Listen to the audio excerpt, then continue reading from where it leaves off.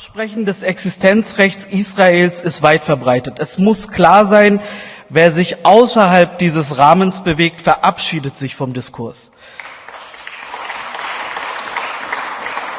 Gleichzeitig müssen wir feststellen, dass wir in den vergangenen Wochen eine Atmosphäre erlebt haben, eine Politik und öffentliche Meinung, bei der die Solidarität mit den Palästinensern fast schon einer Straftat gleichkam. Es ist noch immer nicht überall angekommen, dass pro Palästina zu sein nicht synonym zu Anti-Israel ist. Es gibt eine Perspektive, die sich sowohl mit den Jüdinnen und ihrem Leid solidarisiert und gleichzeitig auch Solidarität mit den Palästinensern zulässt. Auf diese Gleichzeitigkeit kommt es an. Empathie und Mitgefühl kann niemals selektiv sein, denn das ist echte Solidarität, die nicht bevormundet. Und nur so werden wir einer historischen Verantwortung gerecht. Bei vielen Menschen, gerade bei jungen Menschen, ist der Eindruck entstanden, ja geradezu auch von manchen Kräften in unserer Gesellschaft leider auch künstlich befeuert, dass man in Deutschland Sprechverbote hätte. Das ist eine Fake News. Israel zu kritisieren, die Besatzung in der Westbank zu kritisieren, die Blockade im Gazastreifen zu kritisieren, die völkerrechtswidrigen Siedlungen zu kritisieren, das militärische Vorgehen im Gazastreifen zu kritisieren, die Verhältnismäßigkeit des Vorgehens zu kritisieren, die humanitäre Lage und mehrere 10.000 Tote auf palästinensischer Seite zu kritisieren, ist nicht nur legitim, sondern gehört auch zur Meinungsfreiheit in der demokratischen Gesellschaft. Aber offener Judenhass, Existenzrecht Israels in Frage zu stellen, das ist die rote Linie.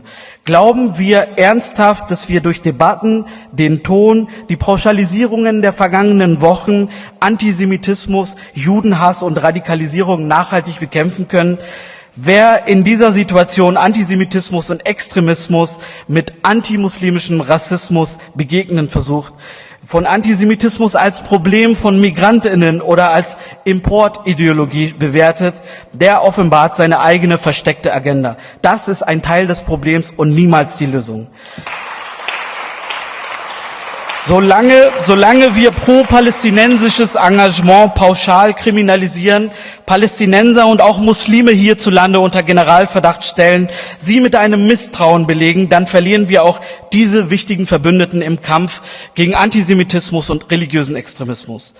Machen wir uns aber nichts vor. Auch Extremisten, auch die Judenhasser, auch die Sympathisanten der Hamas sind nicht untätig. Auch ihre Propaganda und ihre Opfernarrative zeigen Wirkung. Gerade bei jungen Leuten über Social Media, die diese Bilder auch auf ihren Smartphones empfangen und auch weiter multiplizieren.